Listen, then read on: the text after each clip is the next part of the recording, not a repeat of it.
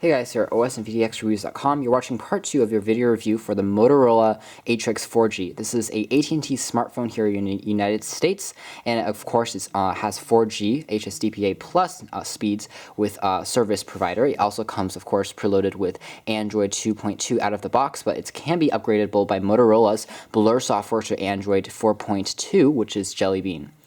This handset has a dual-core processor with 1 GHz clock speed. It also shoots high-definition video out of the box. It has 720p video quality, and of course, with Jelly Bean now installed, it has the ability to record video at 1080p true high-definition video.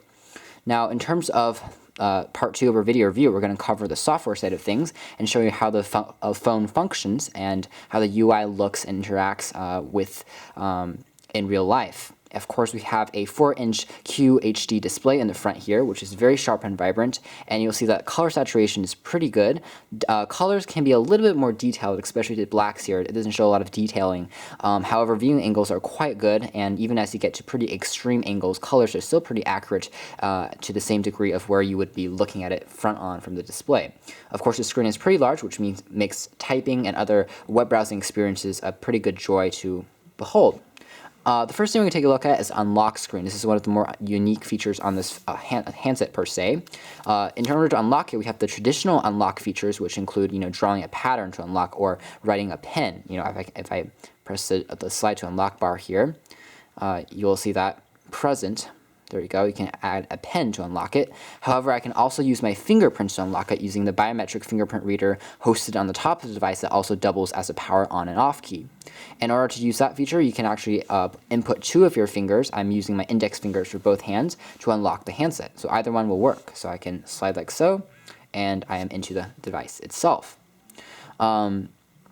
So now let's take a look at the software side of things. This device runs on Motorola Blur, like we indicated before, which is a skin on top of traditional Android. And to be honest, Motorola Blur isn't our favorite skin on Android. We think that HTC Sense UI is a little bit better in terms of putting together a more customized and more aesthetically pleasing experience. With that said, Motorola Blur is really for users who have a lot of social messaging and connectivity related feeds and networks. And if you're someone like that that's very active in the social community, this software actually bring together all of your different updates for Facebook, for MySpace, for your email. It's constantly going to be updating, so it's constantly going to be eating away at your wireless service per se. So a good idea would be connected to Wi-Fi on this handset for a lot of the time that you're going to be using it. In terms of call quality, you can see it at the dialer pad here is very large and easy to press. So if you have larger hands, you'll be able to access it quite easily. And if you happen to call someone that is in your contacts list, it will show up here. You can tap that in order to access that. Otherwise, you can press the contacts key to bring up your contacts in your phone book, and it's a pretty enjoyable experience overall. In terms of sound quality, things were pretty decent, but they were kind of average, to be honest, as for a smartphone of this caliber. Sound quality was good, but it wasn't, excellent or out of this world. This device does come included with dual microphones. One is on the bottom here, and another one is on the back, which means that this device has active noise cancellation. So if you're in loud conditions, it does make calling someone a lot easier. But with that said, the microphone quality was still a little bit tinny, especially on our own earphone on here. The speakerphone quality was a lot better, and users said that they did know that we were calling on a cell phone instead of calling on a land phone. You can see here that Motorola Blur also means that they have Motorola has done some work with redesigning some of the icons. We're not a huge fan of that. You can see that on the 4 icons down below here, these actually correlate to the phone book, to the email, and also this is actually the web browser, and this is the menu key. Traditionally on Android, the web browser wouldn't look like an AT&T logo, which actually, you might think this is actually going to take you to AT&T services or something like that, but pressing this actually brings up the standard, Android-based web browser. So it's kind of unexpected and a little bit, takes a little bit of learning curve if you use some other Android handsets in the past. Again, pressing this button will bring up your more traditional view of your different applications. Now, Motorola has also done some designing here where you can actually categorize all your different applications by different drawers. You can expand and, shrink drawers to your wish, and you can categorize them by games, productivity applications. You can also categorize them by GPS and stuff like that. That makes navigation a little bit easier and a little bit more unique from the standard perspective. Taking a look at a camera, we'll see that the camera quality is quite good for most people. One thing to take note of, though, is that this phone doesn't have a dedicated camera shutter hardware key. This means that to take all your pictures, you have to use on-screen button. And so if you're someone who shakes their hands a little bit during your pictures, this might be a little bit of a bigger issue. However, for the most part, your camera quality was decent and fairly good, because the autofocus mode is very good at detecting your images and creating the best shot for you. Far away images look good, and even close-up shots are incredibly in-depth and detailed. Unfortunately, not the same thing can be said about the video recording capabilities, which produce good image quality, but they are slightly grainy, and the sound quality is only average. Also, although the frame rates are pretty good, for some reason, the camera doesn't automatically, refocus after shooting the video. So as a result, if I'm in focus here, once I zoom in, text will be pretty much unreadable by the time I'm shooting the video. So taking a look, we can take a picture of this advertisement, and it takes it in a very fast mode, about 1 second to take a picture. It can also use geotaggings to tell you where your picture is. To access more of your settings, you bring up this drawer, and you can press scenes to go through different scenes like portraits, landscapes, and stuff like that makes the interaction a little bit more interesting. You can turn the dual LED flash on and off accordingly, and there's also the ability to reverse the camera so that you're taking pictures with a self-portrait VGA quality camera on the front. You can see that the Android keys here are also backlit, so they are easy to press and access. So switching to HD video quality, you can see that we have an example video on the side to bring you some idea of the video quality. And you can see that colors look pretty good, but as we zoom in, text and things become a little bit more grainy. Again, the panning of the videos is fairly excellent. You can see that 30 frames per second does a very good job on this phone in terms of speed, and there's not a lot of lag thanks to the fast processor on this handset. So video playback is a quite enjoyable experience. You can see that the text there is really fuzzy and hard to read. In order to access the best mode for playing back music and movies, we recommend that you plug in a pair of 3.5mm headphone jacks on this device, which is quite better than the standard stereo speaker on the bottom of the phone. So taking a look at some other features, let's hop into the web browser. 4G speeds on this thing is quite decent, and it's actually fairly enjoyable to navigate the web using this feature. That said, Wi-Fi is probably going to be, again, your best bet for keeping your costs low, and also if you, again, plan on doing something that needs a lot of consistency, especially if you're somewhere stable and you don't have to move around a lot, then Wi-Fi will be something of a good option for you. So let's bring up the software keyboard. You can see it's quite large. If we want to go to somewhere like NewYorkTimes.com, we can search that by pressing New York Times. And New York Times is actually on there by the Google search, so we can press that, and it's going to take us there. And I can show you the multi-touch enabled capacitive touchscreen is very responsive and easy to press. Let's try the accelerometer. It's fairly responsive as well. And let's load the full version of the page, which, if I can find, should be down here. It's going to the mobile version for some reason.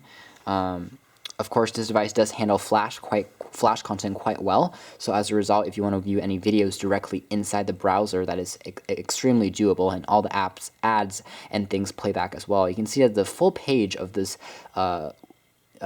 web page actually loaded in about the same time as the mobile version. It really just tells you how powerful the phone's processor is and how well it's optimized for web browsing in particular.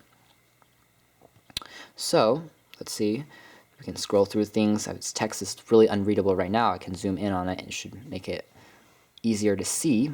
And yeah, overall web browsing is a very enjoyable experience. One thing we did notice, though, was playing back videos directly using the web browser on YouTube was for some reason a little bit tougher. A lot of file formats were said to be unrecognized when we knew that the device could actually play them back fine if you use the built-in YouTube application. Accessing this application will actually bring you into this mode, and you can view YouTube videos in a lot easier manner here, because you're not going to be plagued by sometimes your speed is too slow in terms of internet connection and the video is going to stutter or not play at all.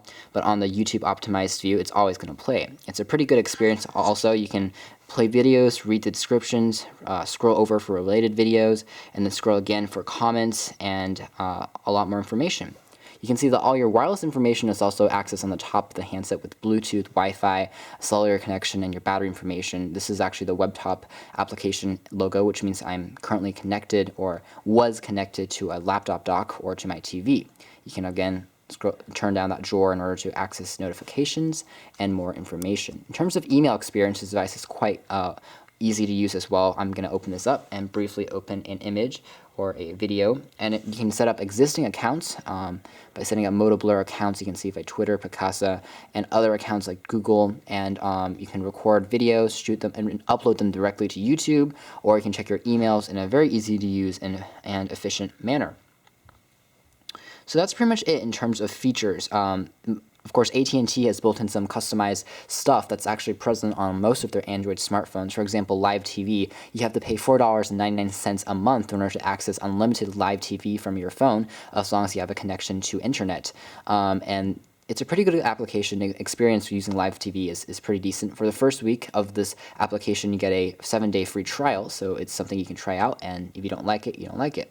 You have an FS Shift, which is actually a racing game that takes advantage of the accelerometer of this handset. So of course it takes advantage of the 3D graphics chipset in here, and things run really smooth and are really impressive, as are most applications on this handset.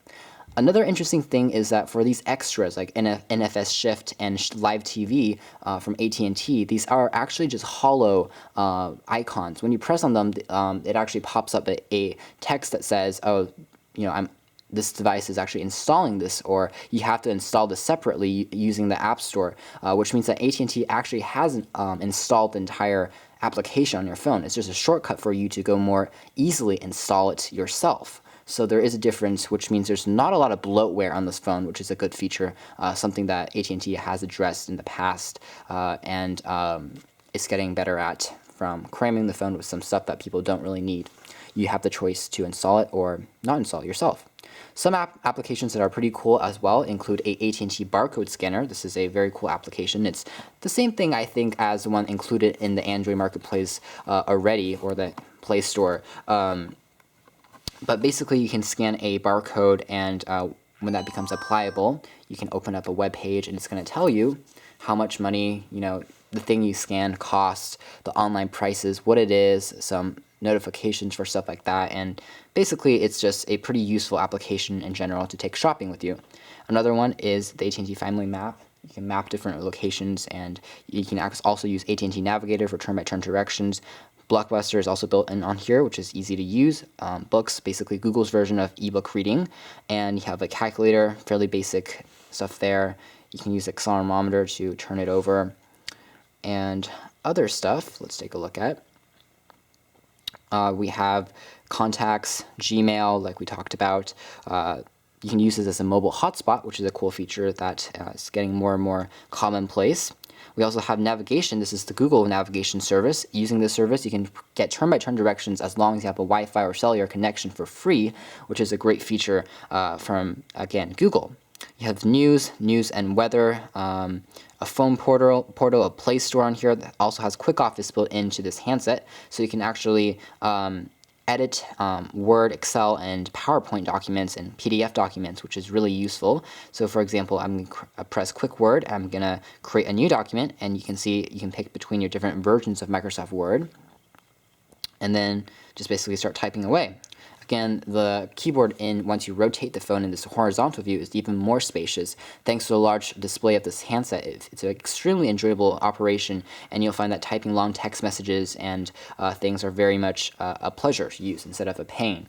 You can also see that this is actually the Motorola Blur keyboard, which in our opinion, on a large screen display such as this, is actually very, very good, and actually might be even better than the standard Android keyboard, which is actually not the case on smaller screen devices. For example, on the Motorola Click, we saw that something like this was actually a hindrance instead of a help. So that's pretty much the Quick Word. It works well. You can, for mobile professionals that want to have more access to their work content on the road, this actually will be a great powerhouse device to get you started on that. I accidentally keep on hitting things. That was a weather application that you saw briefly. Google Places, another cool feature on here. A lot of GPS heavy features you can see on this handset that take advantage of the GPS chipset for navigation and services such as taking pictures and such. Also a task manager to multitask your applications, and also a webpack connector and the YouTube application. Now probably the most interesting aspect of this phone is the voice recognition feature that Google and also Motorola has built in. We have a Vingo application here and also a voice command and a voice search. These three apps are all basically doing the same thing, but they are really cool in the fact that they all work really well.